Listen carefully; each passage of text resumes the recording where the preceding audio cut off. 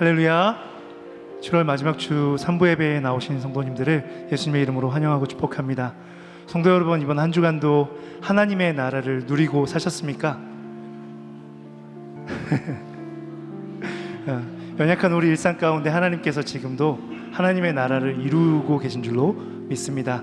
이번 주간에는요, 유년부에서 또 여름 성경학교를 시작했고, 또 내일 월요일부터 화요일에는 고등부, 중등부, 또 미얀마 단기 선교가 있습니다.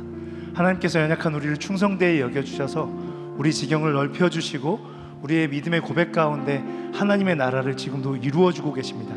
그 주님께 어느 곳에서나 믿음으로 하나님의 나라로 올려드리기 원한다는 의미로 우리 영광의 박수 올려드리면서 찬양하며 나아가면 좋겠습니다. 할렐루야.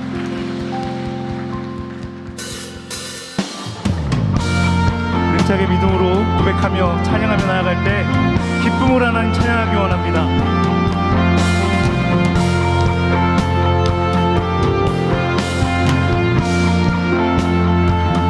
내 영혼이 은총 입어 중한 죄짐 벗고 보니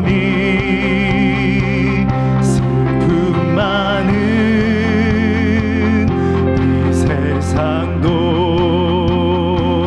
천국으로 화도다. 할렐루야 할렐루야 찬양하세. 내 모든 죄 사함받고 주 예수와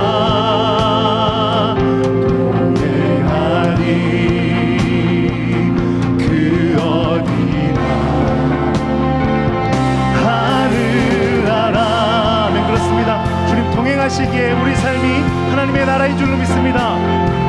주의 얼굴 뵙기 전에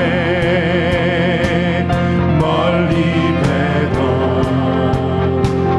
하늘나라 내 마음속에 이루어지니 날로 가깝도다.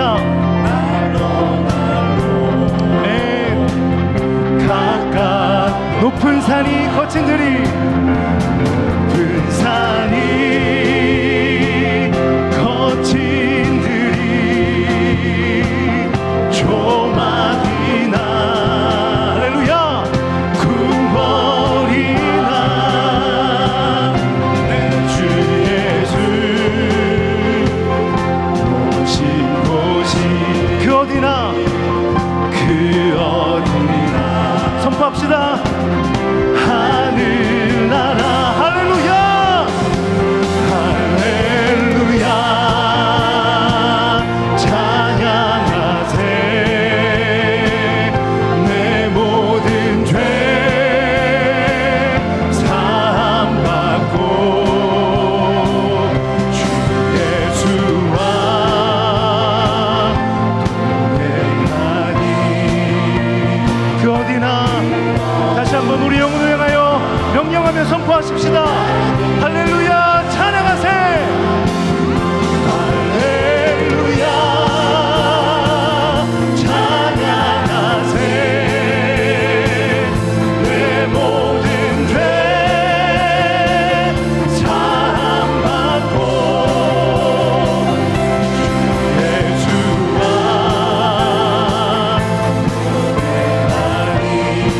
그 어디나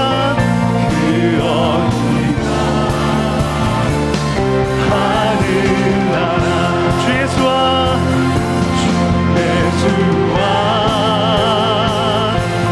동행하리. 그 어디나 하늘나라 할렐루야. 이제로부터 영원까지 우리 삶의 모든 영역을 하나님의 나라를 이루시 주님께 모든 감사 존귀 영광 지혜 모든 영광 주님께 올려드리며 박수로 영광 돌립니다. 할렐루야.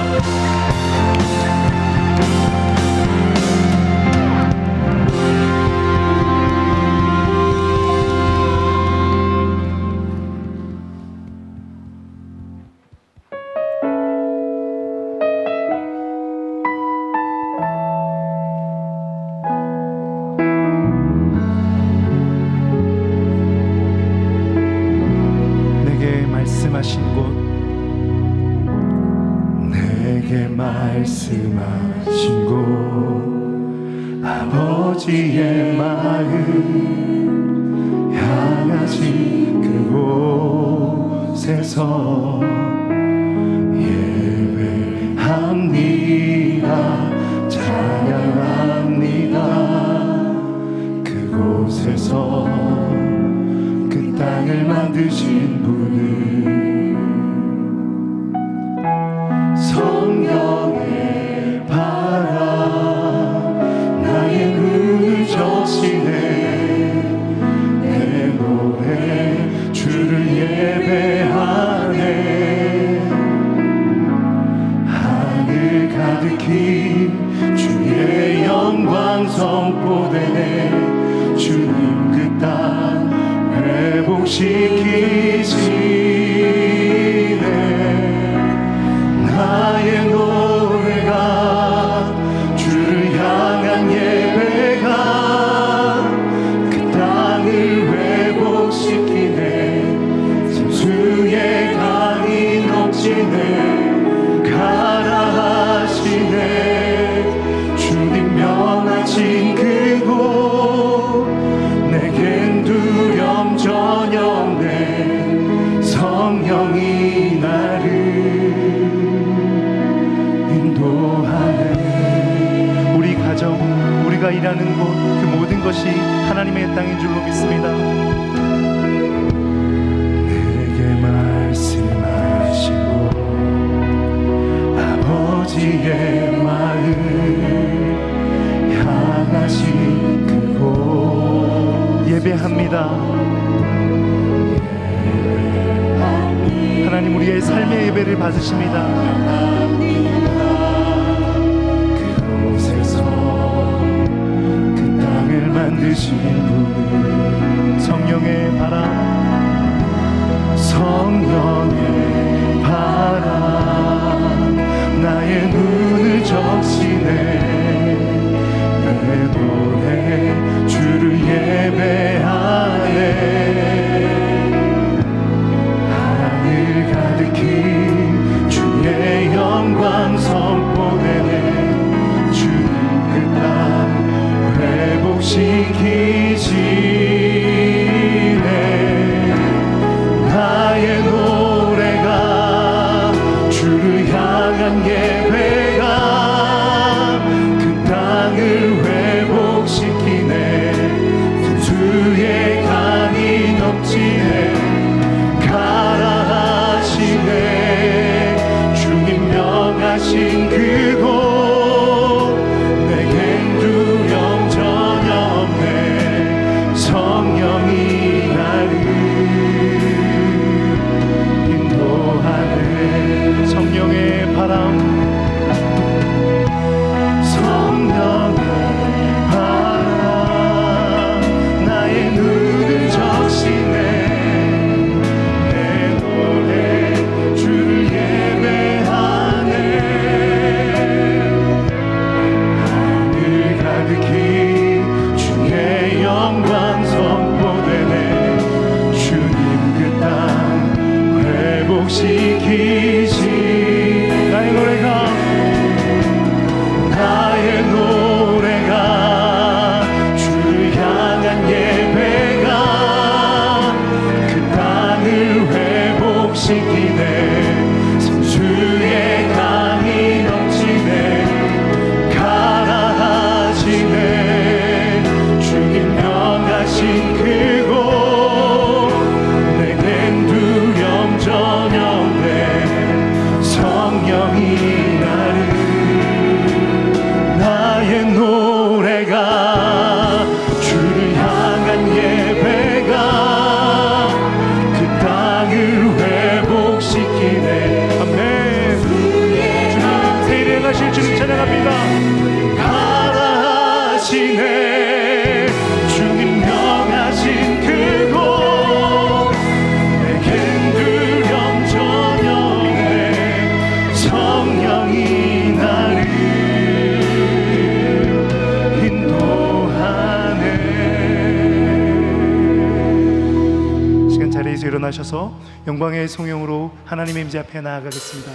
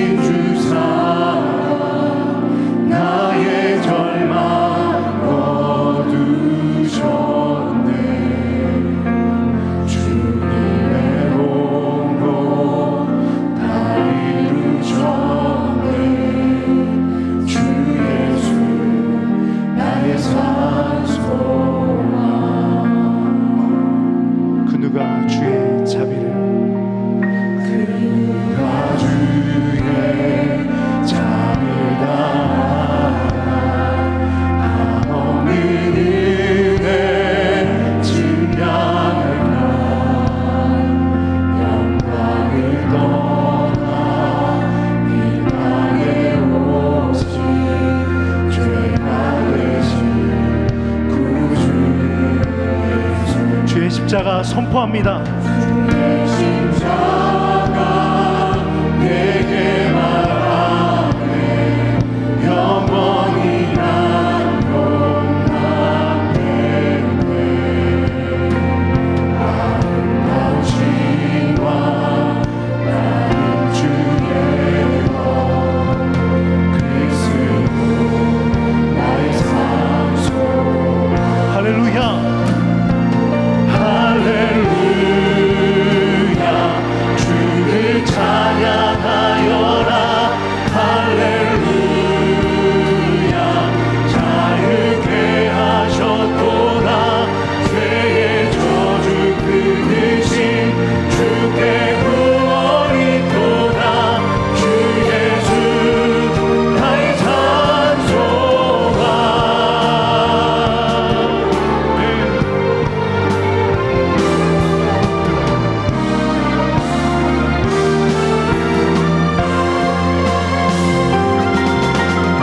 언약된 아침 언약된 아침 장사된 모래 부활의 오늘 시작되네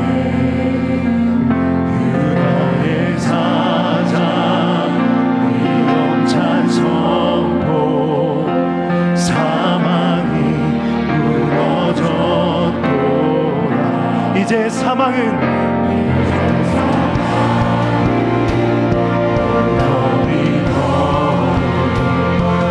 우리를 주장할 수 없네 유다의 사자 위엄찬 포효 사망이 무너졌도다 사망이 무너졌도다. 영원한 선포할지어다. 주 예수 승리하셨네. 주 예수 승리하셨네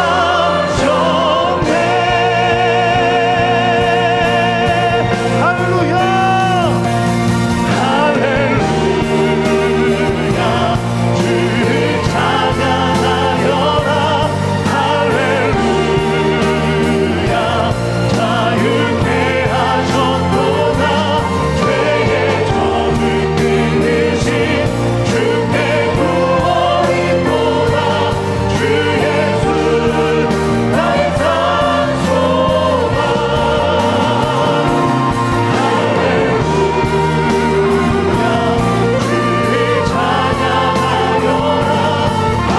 할렐루야 자유케 하셨도다 죄의 저주 끊으신 주께 구원이 있도다 주 예수 나의 상속아 그리스도 나의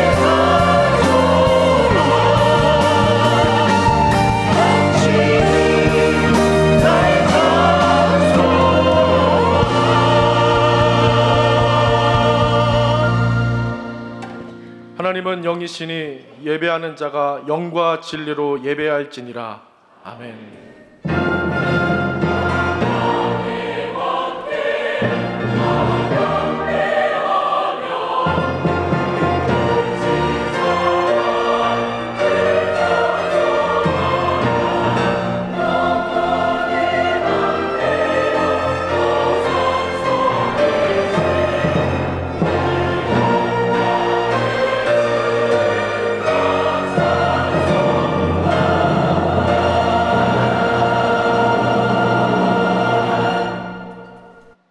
전능하사 천지를 만드신 하나님 아버지를 내가 믿사오며 그 외아들 우리 주 예수 그리스도를 믿사오니 이는 성령으로 잉태하사 동정녀 마리아에게 나시고 본디오 빌라도에게 고난을 받으사 십자가에 못 박혀 죽으시고 장사한 지 사흘 만에 죽은 자 가운데서 다시 살아나시며 하늘에 오르사 전능하신 하나님 우편에 앉아 계시다가 저리로서 산자와 죽은 자를 심판하러 오시리라. 성령을 믿사오며 거룩한 공회와 성도가 서로 교통하는 것과 죄를 사하여 주시는 것과 몸이 다시 사는 것과 영원히 사는 것을 믿사옵나이다. 아멘. 하나님은 우리에게 은혜를 베푸사 복을 주시고 그의 얼굴빛을 우리에게 비추사 주의 도를 땅 위에 주의 구원을 모든 나라에게 알리소서. 하나님이여 민족들이 주를 찬송하게 하시며 모든 민족들이 주를 찬송하게 하소서. 온 백성은 기쁘고 즐겁게 노래할지니 주는 민족들을 공평히 심판하시며 땅 위의 나라들을 다스리실 것임이니이다. 하나님이여 민족들이 주를 찬송하게 하시며 모든 민족으로 주를 찬송하게 하소서. 땅이 그의 소산을 내어 주었으니 하나님 곧 우리 하나님이 우리에게 복을 주시리로다. 하나님이 우리에게 복을 주시리니 땅의 모든 끝이 하나님을 경외하리로다. 아멘.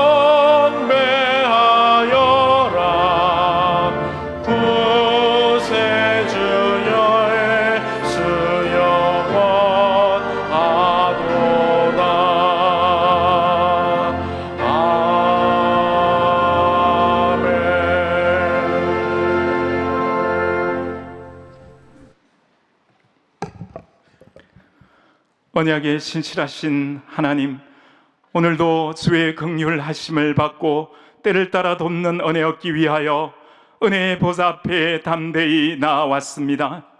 완전하신 하나님 되시며 또한 완전히 인간성에 참여하심으로 우리의 연약함을 공감하시고 능히 우리를 이해하시고 도우시며 죄로 인해 하나님 앞에 스스로 설 수 없는 존재, 공의로운 심판 피할 수 없음에도 불구하고 이처럼 사랑하사 우리 주 예수 그리스도를 보내신 그 지극하신 은혜, 감사와 찬양과 존귀 올려드리오니 세세무궁토록 영광 받으시옵소서. 우리의 생명 되신 예수 그리스도를 믿는 이 믿음의 고백, 세상 끝날까지 굳게 잡는 은혜도 허락하여 주옵소서. 우리의 생에 닿을 때까지 주님과 함께 출발해 주님과 함께 인생을 마치는 온전한 신앙인의 사명 최후까지 감당케 하옵소서. 젊은 시절의 무모한 도전과 기쁨과 죄악이 어느덧 덧없음을, 모든 것이 주님의 은혜로 살아온 날이 생각보다 벌써 많이 지났음을 문득 깨닫게 하시고, 주께서 강림하신다는 약속이 어디 있느냐, 말세에 조롱하는 자들 있다 할지라도 다시 오실 그리스도, 오직 주님만이 그리스도인의 진정한 관심사 되게 하옵소서. 주의 약속이 더딘 것 아니라 오래 참으사 아무도 멸망치 아니하고 다 회개하기에 이르기를 하루가 천년 같고 천년을 하루같이 기다리시는 주님, 내가 진실로 속히 오리라 말씀하신 주님, 아멘. 주 예수여 오시옵소서. 이제 하늘과 땅은 불사르기 위하여 보호하신 바 되어 심판과 멸망의 날까지 보존하여 두신 것, 이 땅에 임할 하나님의 진노를 기억하는 주의 백성들 되어 나태하여진 우리의 신앙 옷깃을 여미는 오늘의 예배 되게 하여 주옵소서. 하나님과 어린 양의 보좌, 수정같이 맑은 생명수의 강, 좌우의 달마다 맺히는 12가지 열매, 다시 저주가 없으며 다시 밤이 없겠고 등불과 햇빛이 설데없고 세세토록 왕노릇하는 그 천국을 사모합니다. 그러나 힘들고 어려울수록 우리의 기다림은 더욱 간절합니다. 여전히 전쟁이 벌어지는 곳, 웃음을 잃은 사람들, 상처받고 용서치 못하는 마음, 병들어 괴로움 중에 있는 이들, 하루하루가 고달픈 경제적 어려움, 바로 그곳 그 자리에 가난한 자들의 친구요 죄인의 구원자로 자비와 긍휼 베풀어 주시길 원하시는 예수님을 이 시간 성령의 도우심으로 선포하실 우리 목사님의 말씀을 통해 지금 바로 이곳 이 자리 내 곁에 서 계신 주님 만나 도저히 바뀌지 않을 것 같은 우리의 삶이 바뀌는 놀라운 은혜를 허락하여 주옵소서. 하나님, 단기선교 성경학교 수련회 가운데 성령님 강력하게 임하여 주셔서 열방 가운데 땅끝까지 복음의 씨앗 뿌려지게 하시고 특별히 우리의 자녀들 하나님 인격적으로 만나 주시옵소서. 나라와 교회와 온 가족을 크게 회복시키는 꺼지지 않는 불씨 되게 하여 주옵소서. 오고야 말 가을을 기다리며 불같은 여름 태양처럼 뜨거운 열정으로 예친예친마다 서로 돌아보아 신앙을 독려하며 주께 드릴 노래, 주께 드릴 열매 가득 안고 땅끝에서 주님을 맞고 배우는 놀랍고도 놀라운 은혜를 허락하여 주옵소서. 성가대가 올리는 귀한 찬양 협력하시오며 선포되는 목사님 말씀 가운데 드리는 예배의 요소를 통하여 이야기하시고 다가오시는 하나님을 깨닫고 인정하는 귀한 예배의 시간 되게 역사하여 주옵소서. 감사하신 우리 주 예수 그리스도 이름으로 기도드리옵나이다.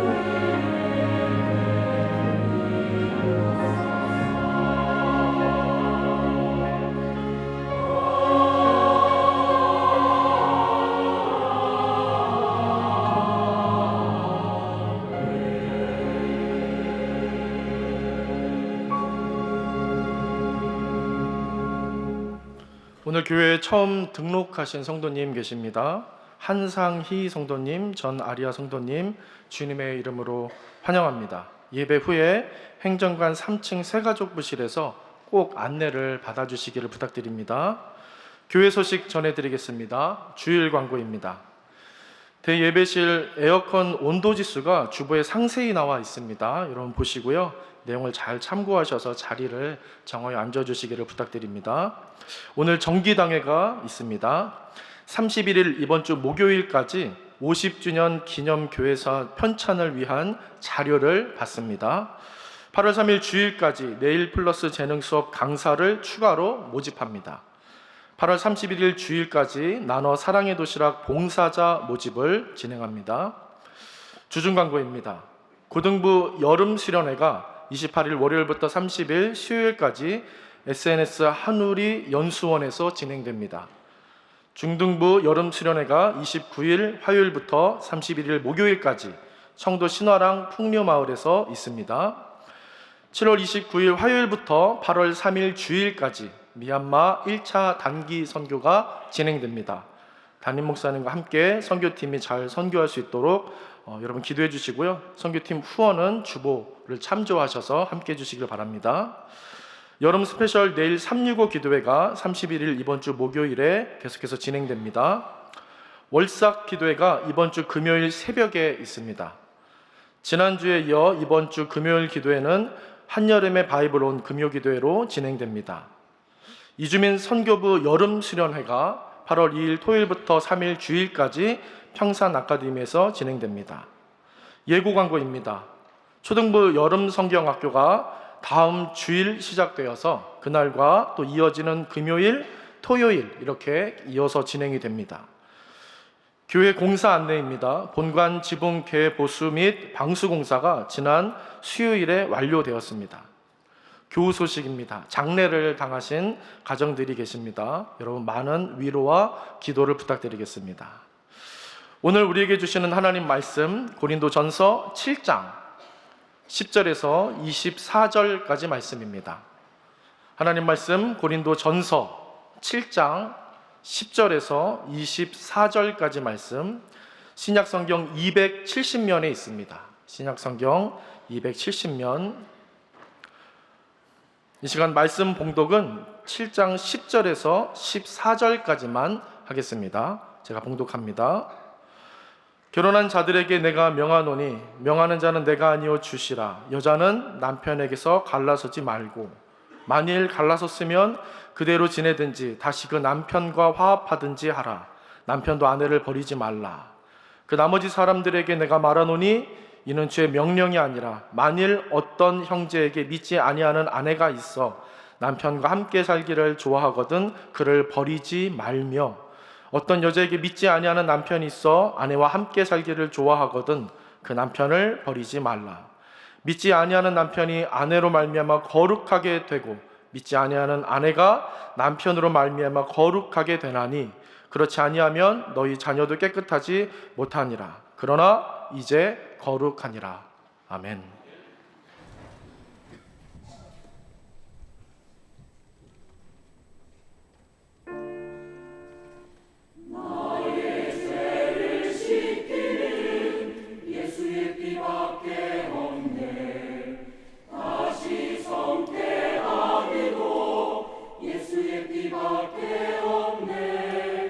예수의 흘린 피 날 위게 하오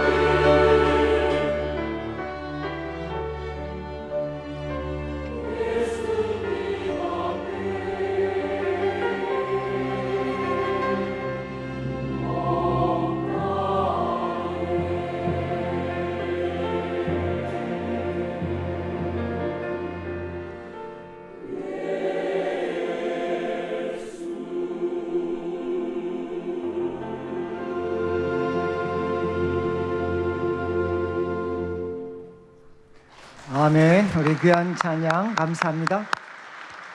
우리 앞뒤처럼 보시고 사랑합니다, 축복합니다 한번 인사 같이 하겠습니다. 예.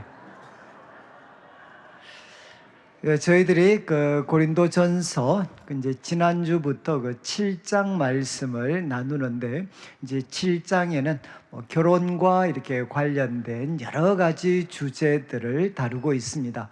그래서 지난주 다루었던 그 1절부터 9절까지 말씀은 이제 질문, 그 고린도 교회 성도들이 이제 남자가 여자를 가까이 아니함이 이제 좋지 않은가, 이런 질문에 대해서 이제 바울이 먼저 답변을 했습니다. 이제 결혼도 그리고 독신도 이제 하나님의 선물이다. 이제 결혼도 또 독신도 이제 하나님의 선물인 것에 대해서 교훈을 했습니다. 이제 오늘 우리가 다루는 7장 10절부터 24절까지 말씀은 이제 두 가지 주제를 다루고 있습니다. 그래서 10절부터 시작을 해서 우리 받으신 강의 안에 보시면 이제 16절까지 말씀은 이제 결혼한 가정에 대해서 이야기를 합니다. 결혼한 가정. 그런데 이제 바울이 여기서 먼저 염두에 두는 것은 우리의 가정이 참 사랑과 또 기쁨이 넘칠 때도 있지만 이제 위기가 찾아올 때가 있습니다. 그때 이제 위기를 만났을 때 우리가 어떻게 해야 되는가에 대해 교훈을 합니다. 그리고 17절부터 24절까지 말씀은 우리 17장에서 가장 중심부에 위치한 말씀입니다. 그러니까 1절부터 이제 16절까지, 그리고 다음 주부터 살피게 될 25절부터 마지막 절까지 말씀 모두에 적용이 되는 이제 신학적인 원칙입니다. 원칙. 1절부터 24절, 1절부터 16절까지 바울이 주었던 가르침이나 또 다음 주부터 살필 25절부터 마지막 절까지의 가르침, 여기 모두에 이제 적용이 되는 그 신학적인 원칙들이 무엇인가 하는 것을 바울이 이렇게 소개를 합니다. 그래서 오늘 두 가지 내용을 다루게 되는데, 먼저 우리 10절부터 11절까지는 이제 결혼한 가정인데 특별히 두 사람이 다 믿는 경우입니다. 믿는 배우자들이 이제 결혼한 경우. 그래서 10절을 보시면 이렇게 이야기를 합니다. 결혼한 자들에게 내가 명한다. 근데 두 사람이 다 믿습니다. 다 믿는 가정에 대해서 이제 관로를 하고, 명하는 자는 내가 아니요 주시다. 그러니까 지금 글은 내가 쓰고 있지만 이 가르침은 주님이 주신 가르침이다 라는 것을 바울이 강조를 합니다. 그리고 가르침의 내용은 뭔가 하면, 여자는 남편에게서 갈라서지 마라. 그러니까 많은 그 어려움과 또 위기의 순간이 있을 텐데, 그렇지만 믿는 성도들끼리 이제 결혼해서 가정을 이루게 되었으면 여자는 남편에게서 갈라서지 마라. 그리고 11절을 보시면 11절 후반부에 남편도 아내를 버리지 마라, 이렇게 바울은 교훈을 합니다. 그런데 이 가르침이 자신의 이야기가 아니고 주님의 명령인 것을 바울이 먼저 강조를 했습니다. 그런데 이 말은 우리 자막의 마가복음 이제 10장 9절 말씀이 나오는데, 여기에 이제 바리새인들이 이제 이혼과 관련되는 질문을 예수님께 드렸을 때, 예수님께서 창세기 2장에 나오는 가르침을 언급하시면서 이렇게 마무리를 합니다. 하나님이 짝지어 주신 것을 사람이 나누지 못할지니라. 이제 이 말씀을 아마 근거로 해서 이제 사도 바울은 갈라서지 마라, 또 이혼하지 마라, 이렇게 교훈을 했습니다. 그런데 다시 11절 말씀을 보시면, 그렇지만 이제 앞부분이죠. 이제 관로한 부분이 나오는데, 만일 갈라섰으면 분명히 믿는 성도들은 이혼을 하면 안 됩니다. 두 사람이 다 믿을 때는 이혼하지 마라. 이것은 주님의 분명한 명령이다. 그렇지만 이제 바울이 갈로를 통해 그렇지만 갈라섰으면 갈라서는 경우도 이제 생길 수가 있다는 겁니다. 갈라섰으면 어떻게 해야 되나? 그대로 지내든지 싱글로 그대로 지내든지 다시 그 남편과 화합하든지 해라. 그런데 바울이 여기서 언급하지 않는 것은 이제 새로운 사람을 만나라 이런 이야기는 하고 있지 않죠. 그러니까 이제 회복과 화해의 가능성, 이제 그 길을 모색할 것에 대해서 바울이 이야기를 합니다. 그러니까 10절과 11절을 통해 바울은 이제 분명히 교훈을 했습니다. 두 사람이 다 믿는 경우라면 주님의 명령은 분명하다. 이제 어떤 상황에서도 이혼하지 마라. 그런데 예수님 명령에도 엄행한 영고는 허락을 하셨죠. 그런데 분명히 이혼하지 마라. 그렇지만 그 어떤 갈라서는 상황이 생길 때 그때도 회복의 그런 가능성을 포기하지 않도록 이렇게 교훈을 합니다. 자, 그런데 12절부터 16절은 이제 한쪽이 믿지 않는 경우입니다. 아마 고린도 교회 상당수가 여기에 해당이 됐겠죠. 왜냐하면 이제 바울을 통해 이방의 지역 그리고 또 음란한 도시였던 이 고린도에 복음이 전해졌을 때 부부가 같이 복음을 받아들이는 경우는 아마 흔하지 않았을 겁니다. 오히려 그것보다는 한 사람이 먼저 받아들여서 한 사람은 믿고 한 사람은 믿지 않는 경우가 조금 더 일반적인 경우였을 겁니다. 그 사람들에 대해서 바울이 이야기하는데 이제 갈로를 해가지고 이는 주의 명령이 아니다. 이것은 뭐 안 들어도 된다는 게 아니고 주님의 직접적인 가르침이 아니고 주님의 여러 교훈들을 이렇게 종합했을 때 아무도 이것이 좋은 것 같다. 그래서 바울은 무슨 제안을 하느냐? 만일 어떤 형제에게 믿지 아니하는 아내가 있는데 근데 그가 무엇을 원하나? 남편과 함께 살기를 원한다는 겁니다. 그렇다면 그를 버리지 마라. 그리고 13절도 보시죠. 13절 어떤 여자에게 믿지 아니하는 남편이 있어 아내와 함께 살기를 좋아하거든 그 남편을 버리지 마라. 여러분 12절 13절 공통적인 교훈이 뭡니까? 믿지 않는 배우자 그렇지만 그가 함께 살기를 좋아한다면 이제 그를 버리지 않도록 그리고 그와 이제 결혼 관계를 맺어 가도록 바울은 이제 우리에게 도전을 하고 있습니다. 아마 여기 계시는 분들도 이제 믿지 않는 배우자와 산다는 게 아마 얼마나 힘든 일인가 하는 것을 이렇게 잘 아시는 분들도 계실 것 같아요. 그렇지만 바울은 이야기했습니다. 그렇지만 그 사람이 이제는 예수님 믿고 나면 생각, 삶의 목적, 방식이 다 달라져서 참 같이 사는 것이 어렵지만 상대방이 함께 살기를 원한다면 버리지 마라 이렇게 교훈을 했습니다. 그리고 14절은 이제 이유를 설명합니다. 왜냐하면 왜 그런 결정을 해야 되나? 믿지 아니하는 남편이 아내로 말미암아 거룩하게 되고 믿지 아니하는 아내가 남편으로 말미암아 거룩하게 된다. 그러니까 뭐 100% 이런 상황은 아니지만 정말 믿는 배우자를 통해 믿지 않는 상대방이 바로 거룩하게 되는 놀라운 일들이 일어날 수 있기 때문에 그 관계를 잘 유지하도록 교훈을 합니다. 그리고 후반부에는 그렇지 아니하면 너희 자녀도 깨끗하지 못하니라. 그러나 이제 거룩하니라. 이것은 무슨 뜻이죠?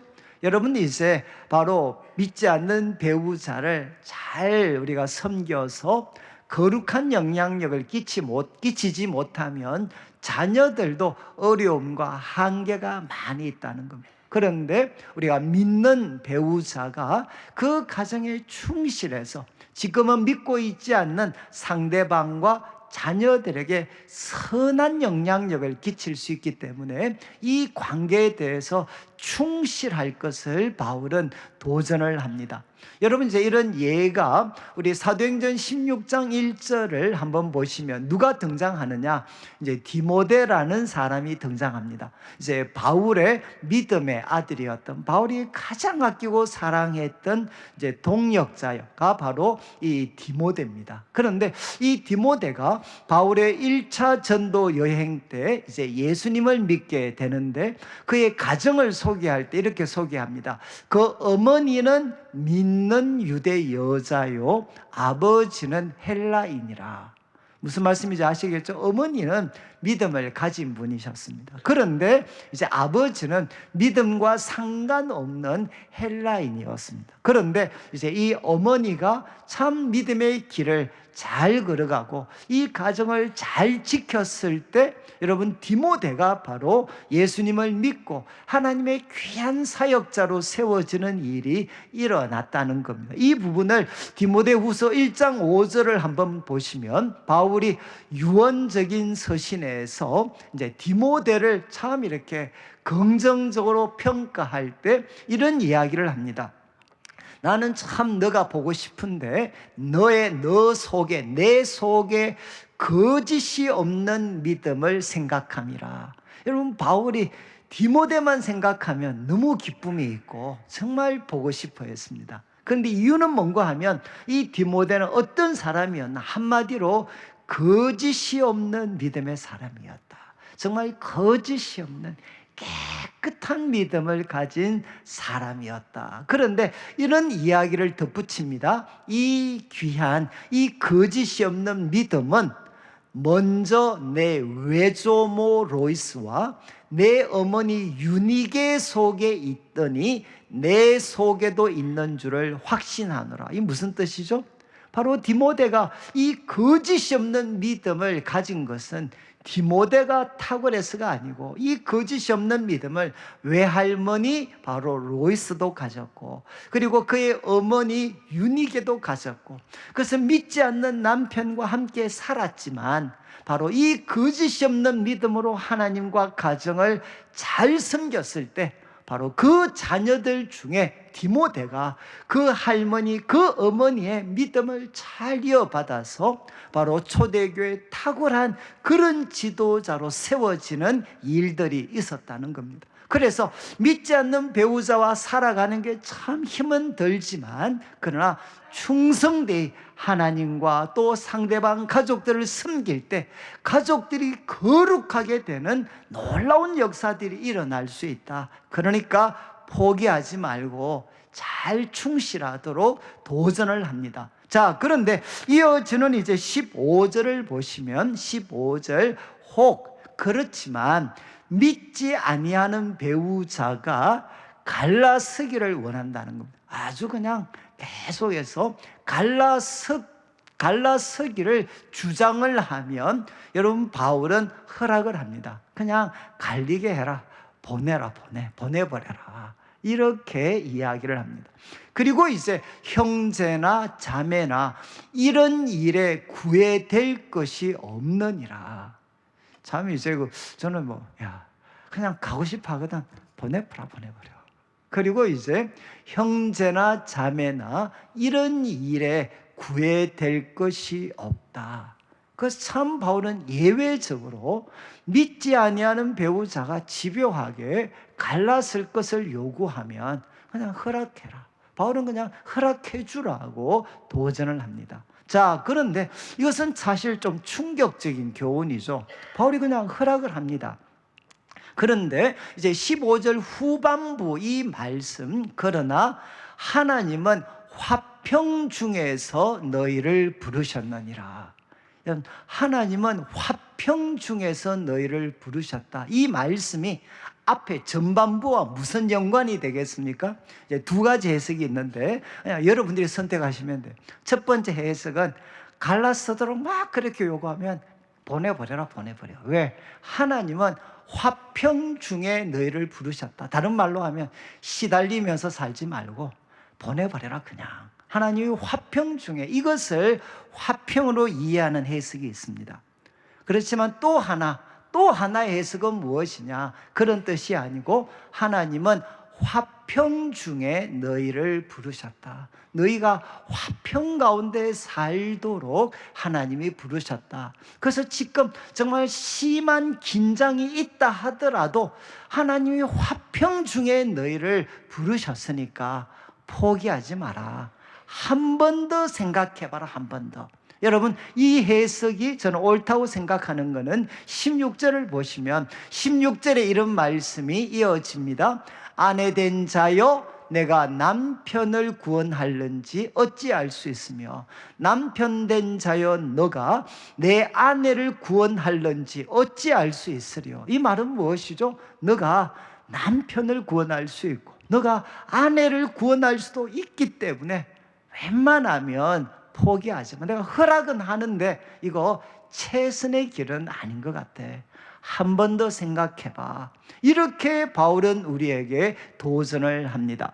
자, 이제 10절부터 16절까지 말씀을 통해서 볼 때 분명한 것은 여러분, 우리 믿음의 가정은 여러분, 우리 가정을 먼저 사랑으로 평화로 잘 세워야 됩니다. 그리고 한쪽 평만 믿음의 생활을 할 때도 우리는 그 가정에 충실하면서 우리 가족들에게 선한 영향력들을 우리가 끼치는 삶을 살아야 합니다. 그런데 정말 우리 가정에 도저히 해결할 수 없는 그런 하나의 위기와 긴장이 생겨났을 때, 특별히 믿지 않는 자가 집요하게 요구를 할 때는 바울은 허락을 합니다. 허락을 해줍니다. 그렇지만 덧붙이죠. 그러나 이것은 최선의 길은 아닌 것 같아. 한 번 더 생각해봐. 하나님은 평화의 하나님이셔. 그리고 너가 얼마든지 아내와 남편 구원할 수 있으니까 한 번 더 생각해봐. 이렇게 바울은 우리에게 교훈을 하고 있습니다. 자, 이런 내용을 기본으로 하면서 이제 17절부터 신학적인 이야기를 좀 하게 됩니다. 이제 우리가 가정이나 아니면 직장이나 또 우리 성도님들이 여러 가지 한번 삶의 변화가 필요하다고 생각할 때, 그때 여러분 이 말씀을 잘 기억하셔야 됩니다. 자, 이제 우리 가정에도 때로는 내가 새로운 선택을 해야 되는 게 아닌가? 그리고 또 직장 속에서도 내가 새로운 선택을 해야 되는 게 아닌가?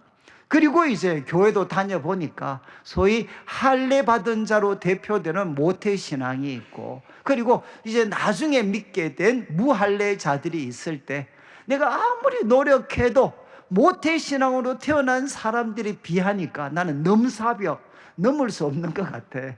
나 포기해야 되나? 이런 어떤 한 번씩 생각들이 우리들에게 막 다가올 때, 여러분, 바울은 우리에게 분명한 믿음의 기준을 제시해 줍니다. 자, 17절을 보시면 오직 주께서 여기는 각 한 사람 한 사람입니다. 모든이라는 것은 모두 이게 집단적인 사람을 염두에 둔다면 각 사람은 무엇이냐? 한 사람 한 사람입니다.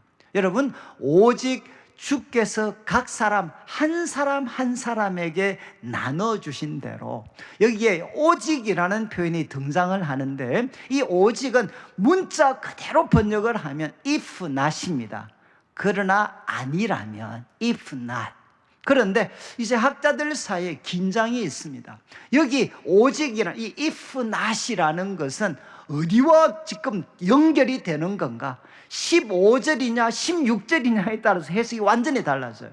여러분, 이제 15절은 뭔고 하면 바울이 지금 믿지 않는 배우자가 요구하면 허락을 해줘라. 그냥 허락해버려라. 그리고 16절은 무엇입니까? 평화의 하나님이고 너 구원할 수 있어. 그러면 도대체 여기 if not은 무엇과 연결이 되는 거냐? 지금은 학자들은 대부분 15절을 염두에 둔 표현이다. 그래서 대부분 영어 번역은 nevertheless, 그럼에도 불구하고라고 이 부분을 번역을 합니다. 여러분, 허락을 했습니다. 허락했죠. 그렇지만 그럼에도 불구하고 꼭 기억해야 될 게 있다. 주님께서 한 사람 한 사람에게 나눠주신 대로, 또 하나님이 각 사람을 한 사람 한 사람을 부르신 그대로 행하라. 내가 모든 교회에서 이와 같이 명하였다. 여러분 앞으로 3번 등장하는데 부르신 그대로 행해라. 부르신 그대로 행해라. 오늘 말씀은 이것만 기억하시면 돼. 하나님이 부르신 그대로 행해야 된다.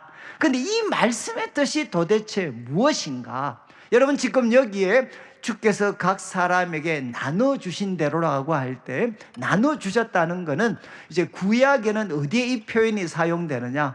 가나안 땅 정복하고 12지파에게 약속의 땅을 분배할 때 이 나눠주신다라는 표현이 사용이 됩니다. 그런데 하나님께서 가나안 땅을 정복하고 12지파에게 분배해 주신 것처럼 또 여러분 신약에는 이 단어가 어디 사용되느냐?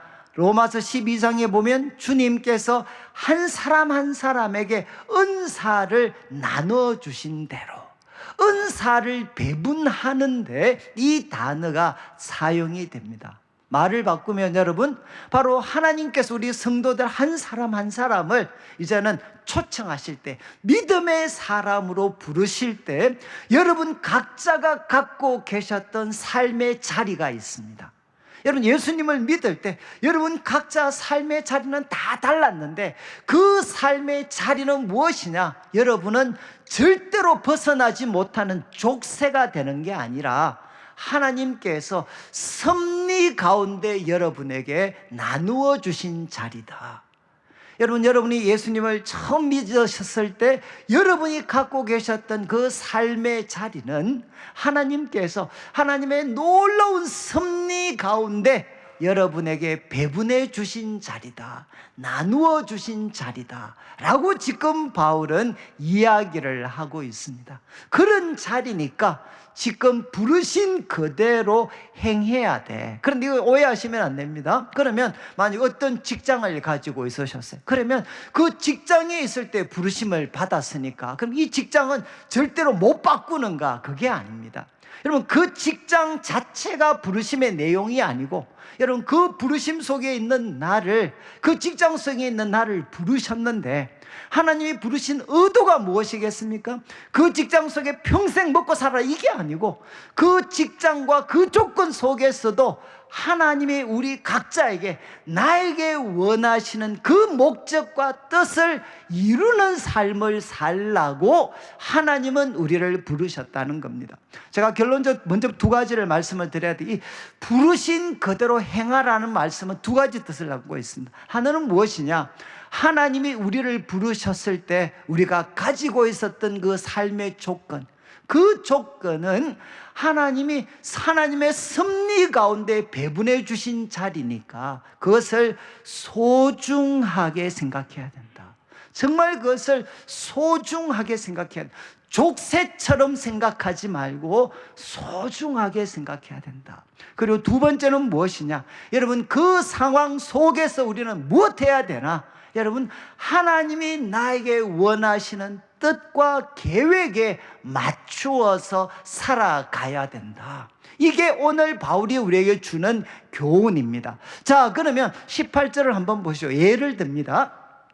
18절과 19절에 이제 할례자와 무할례자의 예를 듭니다. 아마 우리 성도님들 중에도 모태신앙이 있을 수 있고 나중에 믿게 되신 분들이 있을 수 있습니다. 그러면 할례자로서 부르심을 받은 자가 있느냐? 그러면 무할례자가 되지 마라. 여러분 아마 우리 모태신앙들은 중간에 예수님 믿게 되어서 뜨거운 체험을 가지신 분들에 대해 가끔 부러움을 가진 분들이 있어요. 야, 그런 거 하지 마. 그 다음 또 이야기합니다. 무할례자로 부르심을 받은 자가 있느냐? 아마 또 무할례자로 계시다가 불신으로 있으시다가 중간에 예수님 믿게 되신 분은 뜨거운 그런 믿음은 있지만 뭔가 좀 안정적이지를 못합니다. 그러면 한 번씩 왜 어머님 저를 낳으셨나요? 이런 마음에 아니 나도 정말 모태신앙으로 태어났으면 좀 달랐을 텐데, 그래서 그렇지 못한 나에 대해서 한 번씩 원망할 수가 있습니다. 바울이 이야기하죠. 할례자로 부르심을 받았으면 무할례자가 되지 마라. 그거 부러워하지 마라. 또 무할례자로 부르심을 받았다면 할례자들 그렇게 부러워하지 마라. 그리고 20절을 보십시오. 바울이 이어지는 19절을 보시면 바울이 이렇게 이야기를 합니다. 할례 받은 것도 아무것도 아니고 할례 받지 아니하는 것도 아무것도 아니다. 이것은 무엇이겠습니까? 예수님을 잘 섬기며 사는데 결정적인 영향을 미치지는 못한다는 겁니다. 내가 할례자이든 무할례자이든 내가 하나님을 섬기는 데는 결정적인 하나의 영향을 미칠 수는 없는 거다. 중요한 것은 무엇입니까? 할례자로 태어나서 무할례자가 되거나 무할례자로 태어나서 할례자로 바꾸는 게 중요가 아니라 각자가 처해 있는 삶의 자리에서 하나님의 계명을 지킬 따름이라. 여러분, 지금 나를 향하신 하나님의 뜻과 계획을 발견하고 거기에 자신의 삶을 맞추는 것이 가장 중요한 일이라는 겁니다. 그래서 20절에 두 번째 표현을 씁니다. 20절, 각 사람은 부르심을 받은 그 부르심 그대로 지내라. 이게 무슨 말이죠? 부르심을 받았던 그 조건, 그 상황 귀하게 생각하고, 그리고 그 상황 속에서 이제는 사람의 기준, 내 생각대로 살지 말고 나를 향하신 하나님의 뜻과 계획에 맞추어서 살아가라. 이렇게 도전을 합니다. 그리고 21절부터 23절까지 두 번째 예를 듭니다. 조금 더 민감한 주제인데 종과 자유인입니다. 종과 자유인. 그 종들에게 이제 이야기합니다. 너가 종으로 있을 때 부르심을 받았느냐? 이제 뭐라고 이야기하냐? 염려하지 마라. 염려하지 마라. 여러분, 종들, 당시 노예는 염려할 수밖에 없어요. 왜냐하면 그 사람들은 인간 대접을 못 받아서 그냥 물품 중에 하나였고, 조금만 잘못하면 가혹한 채찍질이 기다리고 있었습니다. 여러분, 그들은 염려할 수밖에 없죠. 그런데 바울은 염려하지 마라. 그래, 또 한 가지 예외를 허용합니다. 너가 자유롭게 할 수 있거든 그것을 이용해라. 이것은 무슨 말인가 하면, 여러분, 바로 자유인이 되기 위해서 그 당시로 말하면 소위 정치 투쟁을 해라, 이런 뜻이 아닙니다. 여기 자유롭게 할 수 있거든은 무엇이냐? 정말 주인한테 인정을 받아서, 여러분, 그 주인이 똑같이 주인을 잘 섬기지만 그 신분을 바꾸어 주는 겁니다. 종이 아니라 자유인의 신분으로 주인을 잘 섬길 수 있도록 바꾸어 주는, 그래서 그런 조건이 주어진다면 그거 잘 이용해라. 여러분, 분명히 부르심 받은 그대로 살으라고 했는데 그것이 그냥 종이라면 그게 평생 매여서 살라는 뜻은 아니라는 거죠.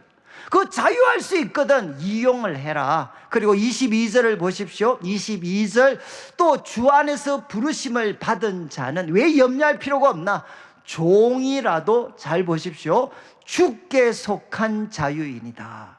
여러분, 종이라도 예수님을 믿게 되면 그의 영적인 신분이 완전히 바뀌어서 주님께 속한 자유인이 된다. 그래서 염려하지 마라. 그리고 또 이야기합니다. 그와 같이 자유인으로 있을 때 부르심을 받은 자는 뭐라고 했죠? 그리스도의 종이다. 여러분, 자유인인데 예수님을 믿고 나면 그 사람은 무엇이 되나? 그리스도의 종이라는 겁니다. 종. 새로운 신분을 가지게 된다는. 그래서 학자들이 이렇게 좀 주목하는 것은, 여러분, 주께 속한 자유인이, 좀 표현이 그런데 인간적인 관점에서 높습니까? 아니면 그리스도의 종이 높습니까? 주께 속한, 그리스도께 속한 자유인, 그리스도께 속한 종, 누가 더 좀 높게 들리죠? 지금 바울은 바로 노예들을 보고 더 높은 주께 속한 자유인이다 라고 이야기하고, 여러분, 자유인들을 향해서, 상전들을 향해서 너희는 그리스도의 종이다, 노예들을 더 위에 두고 있습니다. 그러면서 이제 23절을 보시면 바울이 이렇게 교훈을 합니다. 그러나 이제는 종이나 자유인 모두에게 도전합니다. 너희들의 이 인간적인 사회적인 조건은 다르지만 공통은 무엇이냐? 너희는 값으로 사신 것이다. 이거 무슨 말이죠? 예수 그리스도의 피값으로 우리 하나님이 우리를 사셨습니다. 그래서 우리는 어떤 존재가 되었느냐? 우리는 하나님의 소유가 되었고, 또 우리는 하나님의 백성이 되었고, 우리는 하나님의 가족, 하나님의 자녀가 되었습니다. 여러분, 우리는 예수 그리스도의 피값으로 하나님의 바로 소유, 하나님의 백성, 하나님의 자녀들이 되었습니다. 그래서 우리는 무엇을 해야 되느냐? 사람들의 종이 되지 마라. 이거는 종과 자유자 모두에게 도전하는 겁니다. 사람들의 종이 되지 마라. 다른 말로 하면 사람들의 기준에 맞추어서 살지 마라. 사람들의 기준에 맞춰서 살지 말고 이제는 누구에게 맞추어서 살아야 되느냐?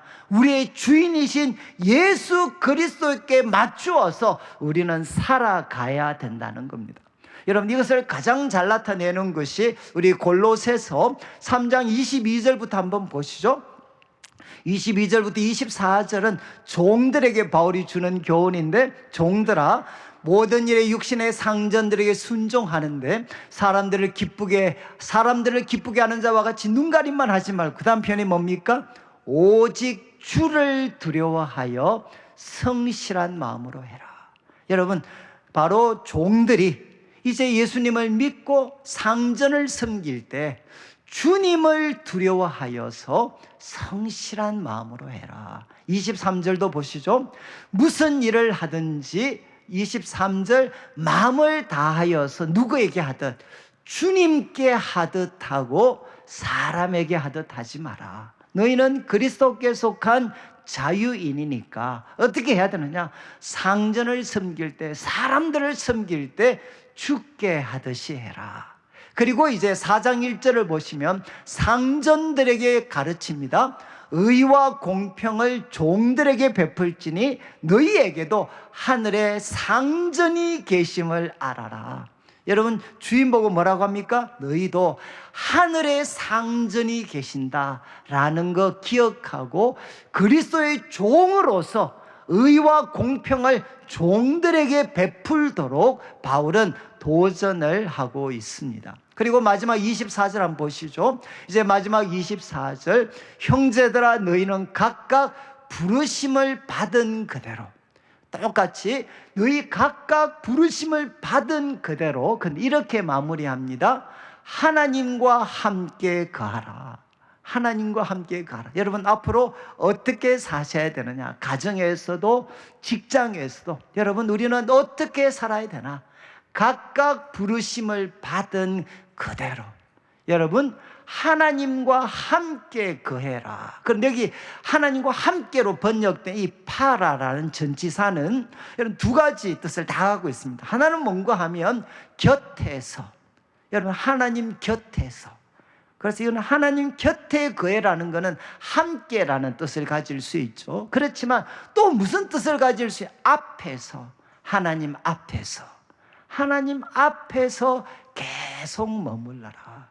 하나님 앞에서 계속 머물러라. 하나님과 함께 계속해서 머물러서 우리가 써 있는 그 부르심을 받은 자리를 어떤 자리로 만들어야 되나? 사람들의 종이 되지 않고 내 생각대로 살아가는 자리가 되지 않고 우리 주님의 뜻과 계획에 맞추어서 살아가는 삶의 자리로 바꿔야 된다. 이렇게 바울은 우리에게 교훈을 합니다. 오늘 아마 말씀이 좀 어려우시죠? 이 말씀은 그런데 참 중요한 것은, 저는 이제 우리 교회뿐만 아니라 많은 제가 성도들을 대하면서, 특별히 요즘에 이제 믿는 성도들도 적지 않은 분들이 결국은 이혼하는 일들이 일어나게 됩니다. 그래서 목사님 어떻게 해야 됩니까? 저도 여러분 지금 우리 지금 바울이 분명히 교훈을 했죠. 우리 이제 이혼하면 안 돼. 그렇지만 바울은 현실에서 무엇을 인정했나? 갈라서는 경우를 인정을 하고 있습니다.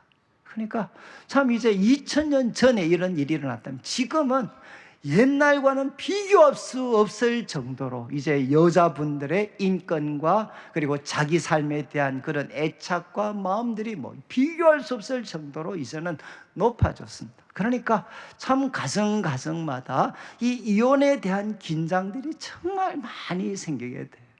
그래서 저는 이제 양쪽을 다 봤습니다. 이렇게 가정을 잘 그럼에도 불구하고 가정을 잘 지킨 분들도 봤고, 또는 결국은 이제 갈라서서 또 잘 또 살아가시는 분들도 저는 많이 봤어요. 근데 제가 그냥 한 가지 도전하고 싶은 것은, 성경은 뭐라고 이야기하느냐? 이혼하지 마라 라고 분명히 이야기합니다. 그리고 우리들 각자는 배우자와 자녀들에게 거룩한 영향력을 끼쳐야 됩니다. 그런데 반드시 위기가 찾아옵니다. 반드시 위기가 찾아올 때 그때 여러분 두 가지를 하면 안 됩니다. 내 감정대로 해서도 안 되고 사람들의 기준에 따라 움직여도 안 됩니다. 아주 이상적으로 들리시겠지만 여러분, 하나님과 함께, 하나님 앞에서 하나님과 함께 머무는 시간을 정말 많이 가지셔야 됩니다. 그래서 저는 이게 정말 어려운 주제라는 걸 아는데, 참 가정에서 때로는 일터에서 내가 이제는 바꿔야 되겠다라고 생각할 때 사람들의 기준 그리고 내 생각대로 하지 말고 할 수만 있으면 하나님 앞에 필사적으로 내어 달려서 여러분, 하나님의 사랑, 하나님의 능력, 하나님의 지혜에 여러분이 설득되어 가지고 하나님의 지혜와 능력과 사랑에 설득이 되어서 여러분, 어떤 결정을 하든 하나님의 뜻과 계획에 맞추어 자신을 결정하게 되는, 자신을 맞추게 되는 삶을 사는 것이 가장 아름답고 복될 수 있다. 저는 꼭 여러분들이 기억을 하시면 좋겠어요. 저는 정말 이혼하신 분들도 정말 많이 만나고, 또 이렇게 어렵게 가정을 지키고 있는 분들도 정말 많이 만났어요. 그래서 저는 제가 이야기할 수 있습니다. 여러분, 양쪽 다 사실 수 있어요. 이런 결정을 했다 하더라도 여러분, 그 영원히 바꿀 수 없는, 내 인생은 이제 끝이다, 이런 결정은 없어요. 하나님은 얼마든지 여러분의 인생을 아름답고 거룩하고 귀하게 만들 수 있습니다. 근데 중요한 것은 무엇이냐? 여러분이 하나님께 설득이 되셔야 되는, 하나님께 설득이 되셔야 돼요. 여러분, 지금 이제 여러분이 처해 있는 삶의 자리가 있잖아요. 여러분, 지금 삶의 자리에 대해서 할렐루야 막 이렇게 만족하시는 분들 많으신가요? 뭐 그런 분들은 아마 병원 치료가 필요하실지 모르겠어요. 여러분, 어떻게 우리 삶의 자리에 대해서 만족할 수 있는, 멀쩡한 정신에서 만족할 수 있는 사람이 누가 있겠습니까? 저 정말 청년들 생각 때, 야, 쟤는 천하의 고민이라고는 정말 없을 것 같다. 그런데 정말 만나서 이야기해 보면 천하에 얘보다 더 불쌍한 애가 없어요.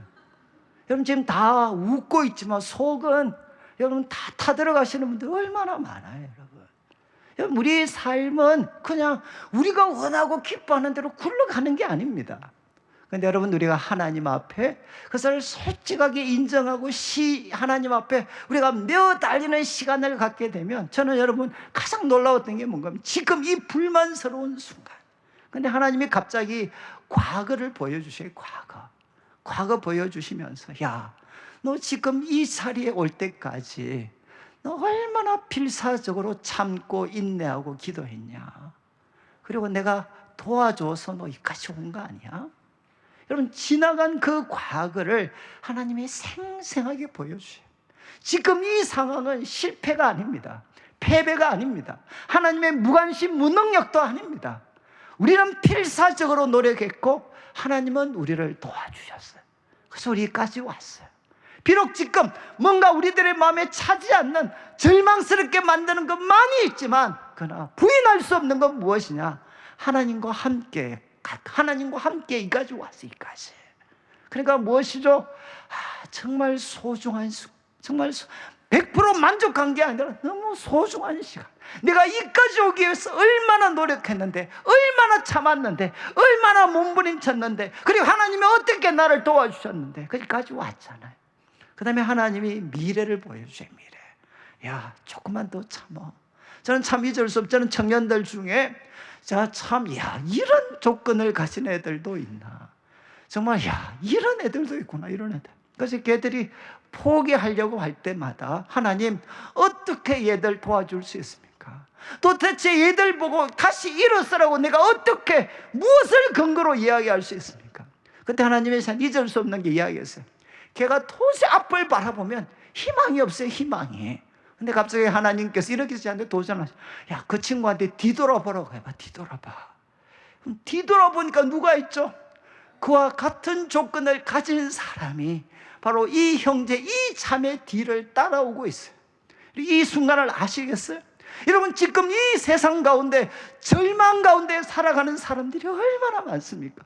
그런데 그 사람은 누구를 기다리느냐? 나와 똑같은 조건을 가졌지만 다르게 살아가는 한 사람만 나타나면 그들은 자기 인생에 대해서 소망과 희망을 가질 수 있습니다. 저는 그 감격을 잊을 수가 없어요. 한번 뒤돌아보라고 해봐. 얼마나 많은 사람이 뒤따르고 있는 줄 알아? 너가 정말 서서 정말 버텨내고 우리를 향해 뭔가 이렇게 희망이 있다는 거, 우리 인생에도 희망이 있다는 것을 너는 좀 보여줘봐. 하나님과 함께 그 희망을 만들 수 있다는 거 너는 우리들에게 조금이라도 한번 제시해줘 봐. 얼마나 많은 사람들이 기다리고 있습니까? 내 인생은 끝장이야. 내 인생은 어떤 희망도 가질 수 없어. 절망 가운데 살아가는 사람들이 얼마나 많습니까? 그 사람은 누구를 기다리느냐? 하나님을 기다리는 게 아니고 하나님과 함께 일어서서 다르게 살아가고 있는 사람, 그들을 기다리고 있는 거죠. 그리고 그들을 보면, 그래, 저 사람을 보니까 내 인생도 가치가 있는 것 같아. 내 인생도 길이 보이는 것 같아. 여러분, 그런 사람 기다리고 있지 않습니까? 지금 사도 바울은 우리들에게 도전을 합니다. 여러분, 정말 견디기 힘든, 매일매일이 지옥 같은 삶을 살아가고 있는 많은 사람들. 그러나 여러분, 저는 그렇게 느껴요. 여러분, 하나님 앞에서 그리고 하나님과 함께 할 수 있으면 많은 시간을 한번 보내보십시오. 그러면 하나님의 눈으로 지난 과거를 돌아보면서 지금 내가 서 있는 자리가 얼마나 소중한 자리인가 하는 것을 여러분이 기억하고 알아차리면서 감사할 수 있게 되고, 여러분 또 하나님과 함께 미래를 보는 거죠. 하나님이 나를 향해 만들어가고 계시는 그 미래, 그리고 뒤를 돌아보니까 나는 혼자가 아니고 여러분 나를 따라오고 있는 수많은 사람들, 그 사람들이 우리들에게 이야기하는 거죠. 조금만 더 버텨줘, 조금만 더 버텨주고 포기하지 마. 우리 인생에도 가치가 있다는 거, 우리 인생에도 미래가 있다는 거 너는 좀 보여줘봐. 하나님과 함께 좀 보여줘봐. 여러분, 우리 뒤를 따라오는 수많은 사람들이 있어요. 여러분, 포기하시면 안 돼요. 포기하시면. 저는 오늘 말씀을 마무리, 제가 요즘은 아마 요즘 이제 우리 새벽기도 오시는 분들이 요즘 가끔 좀 놀라시죠. 왜냐하면 제가 새벽기도 거의 안 나오다가 요즘 조금씩 나옵니다. 그래서 이제 요즘은 집사님들이 저한테 물으셔요. 목사님 혹시 뭐 문제가 있습니까? 왜 안 나오시던 새벽기도를 나오십니까? 그래서 제가 그런데 이제 제가 요즘은 제가 원래 야행성이라서, 그런데 이제 제가 좀 새벽에 나오면 딱 한 가지, 요즘 같이 이렇게 행사 많고 막 이럴 때 여러분 참 그래도 새벽에 나오면 하나님이 하나 확인시켜 주는 게, 너 혼자가 아니야. 내가 같이 가고 있어. 같이. 내가 같이 가고 있어. 그냥 그 한마디 확인만 하면 그냥 모든 걸 믿을 수가 있어. 그래, 하나님이 같이 가고 계시는 거야. 하나님, 나와 우리 성도들과 우리 교회와 하나님이 같이 가고 계시는구나. 오늘 말씀을 마무리하면서 여러분이 처해 있는 삶의 자리가 참 만족스럽지 않는 경우 참 많습니다. 그러나 여러분, 그 자리 하나님이 섭리 가운데서 여러분에게 나누어 주신 자리입니다. 여러분, 그 자리를 믿음으로 참 귀하고 소중하게 받아들이고, 그리고 그곳에서 하나님과 앞에서 많은 시간을 보내면서 여러분 바로 내 인생을 향한 하나님의 뜻과 계획을 조심스럽게 깨닫고 감사와 순종으로 살아가는 우리 성도들 되시기를 주님의 이름으로 축원합니다. 우리 같이 한번 찬양을 드릴 텐데, 우리 지난주에 그냥 한번 했던 우리 하나님의 부르심에는 후회하심이 없네, 제가 가사만 소개를 드렸는데, 오늘 같이 한번 부르겠는데 한번 보시죠. 하나님의 부르심. 여러분, 그 상황 속에 있는 우리를 부르신 그 부르심에는 후회하심이 없습니다. 그리고 힘들지만 내가 이 자리에 선 것도 주의 부르심이라. 그리고 하나님의 부르심에는 결코 실수가 없습니다. 나를 부르신 하나님의 신실하심을 우리는 믿습니다. 그리고 2절 가사, 작은 나를 부르신 뜻을 나는 알 수가 없지만, 오늘 설교 결론이죠. 감사와 순종으로 주의 길을 가리라. 때론 내가 연약해져도 주님 날 도우시니 주의 놀라운 그 계획을 나는 믿으며 살리. 후렴에 날 부르신 뜻 내 생각보다 크고 날 향한 계획 나의 지혜로 청량 못하나 가장 좋은 길로, 가장 완전한 길로 오늘도 날 이끄심을 믿습니다. 이 믿음으로 우리가 함께 살아가면 좋겠습니다.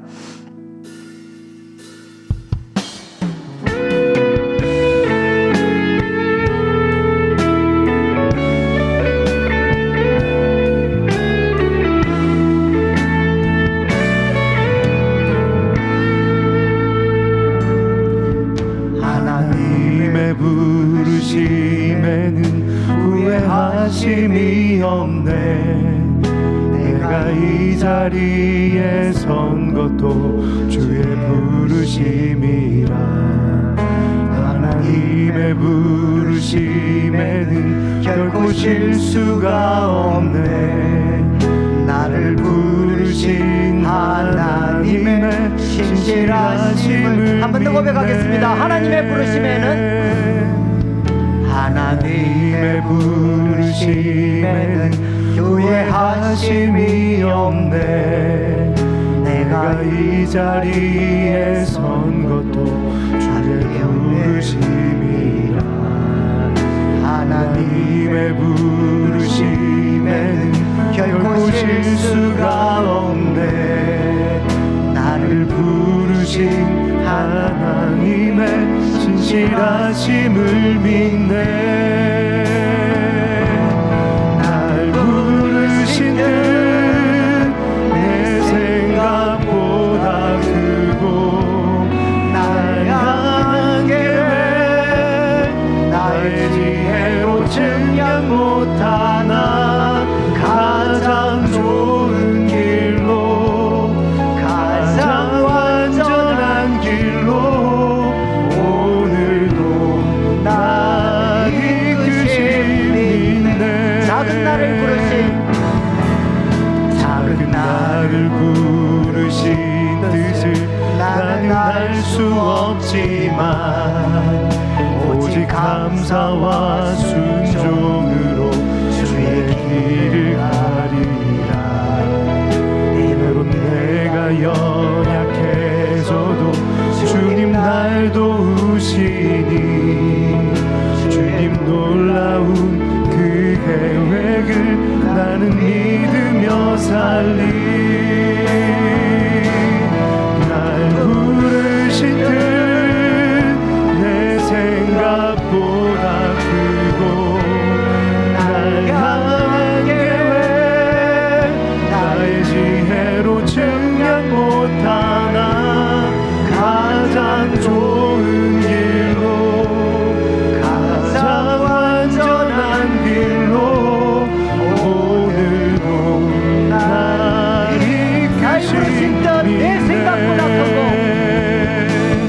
날 부르신 뜻 내 생각보다 크고 날 향한 계획 나의 지혜로 증량 못하나 가장 좋은 길로, 가장 완전한 길로 오늘도 나 이끄심 믿네. 네, 우리 같이 한번 기도드릴 때, 하나님, 바로 저의 부르신 자리, 그 자리를 소중히 여기고 하나님 앞에 머물면서 하나님의 뜻과 계획을 믿으며 살아가게 하여 주시옵소서. 오늘 말씀 기억하며 함께 한번 기도드리겠습니다. 하나님 아버지, 하나님 아버지 감사합니다. 하나님 날 부르신 뜻, 하나님 내 생각보다 크고 날 향한 계획, 나의 지혜로 청량할 수 없지만 하나님 가장 좋으신 가장 온전한 길로 오늘도 나를 이끄심을 믿습니다. 하나님 아버지 주님 앞에 기도합니다. 가장 좋은 길로 가장 완전한 길로 우리를 이끄실 주님을 믿습니다.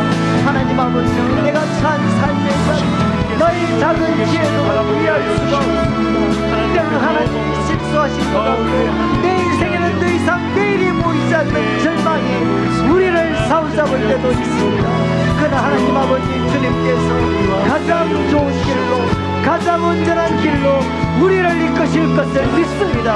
하나님께서 함께하여 주시옵소서.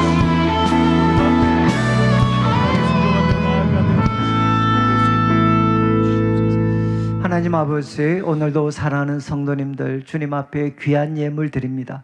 이 물질 속에 담겨져 있는 우리 성도들의 눈물과 기도와 땀, 믿음과 사랑의 고백 주님께서 연락하여 주시고 먼저 주의 나라와 의를 구하는 주의 백성들에게 약속하신 대로 모든 것을 더하여 주옵소서.